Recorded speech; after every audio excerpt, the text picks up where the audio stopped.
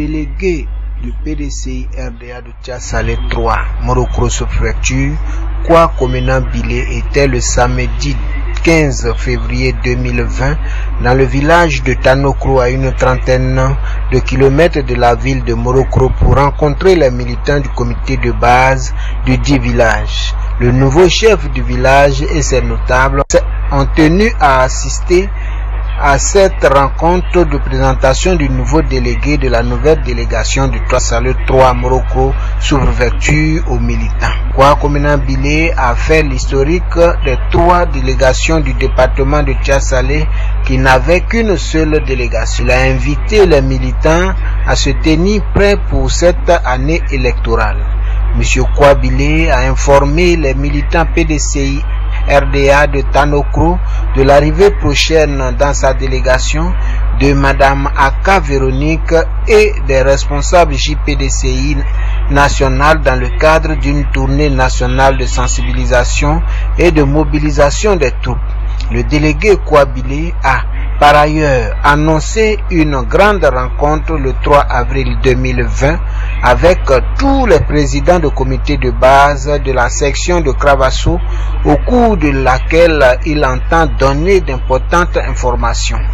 Le délégué Kwa Bilé a promis inviter à cette rencontre un membre du secrétariat exécutif afin que celui-ci vienne donner des informations fraîches au nom de la direction du parti septuagénaire. Aussi a-t-il présenté ses vœux de nouvel an aux militants de Tanokro. En retour, les militants du comité de base de Tanokro ont émis des préoccupations.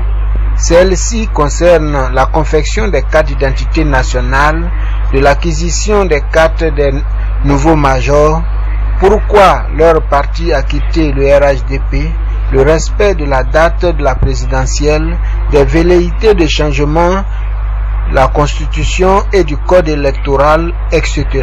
Aussi, le chef du village et des parents d'élèves ont fait des doléances aux délégués PDCI RDA de Tchassalé 3 Morokro sous-préfecture au sujet de la construction d'une école de 3 classes, l'électrification de leur village qui est situé à proximité de la ligne de haute tension, l'augmentation à 3 de la pompe villageoise, etc.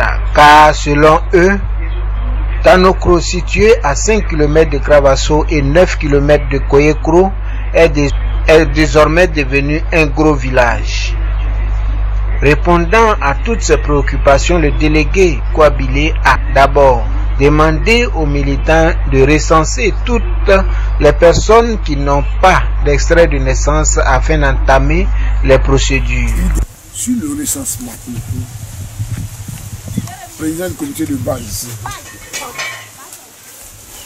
il faut voir le recensement. Ceux qui ont les papiers, ceux qui n'ont pas les papiers.